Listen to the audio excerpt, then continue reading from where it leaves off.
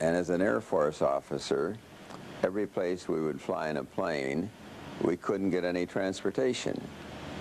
We couldn't get to town. If we take a taxi into town, we couldn't find one back. We'd be AWOL. The expense was more money than we could afford. Everything was wrong.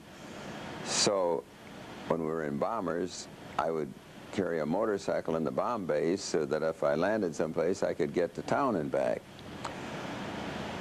So I saw the tremendous need, and then I realized that the flying public was exactly the same thing. If you flew from New York to Chicago, you had to make a 2-day trip. At the time, in those days, if you got a rental car, you had to rent a taxi and go to a crummy rental car station with greasy floors and greasy peep mechanics in there.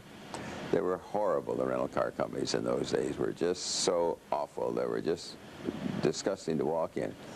And then, if you used the car for the day, then you'd have to take it back and get a taxi back to the airport, and it just was impossible.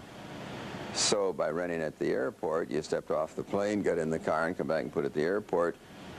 You could do in one day, which would take you normally 2 days. So I knew that it had to work. There was no question.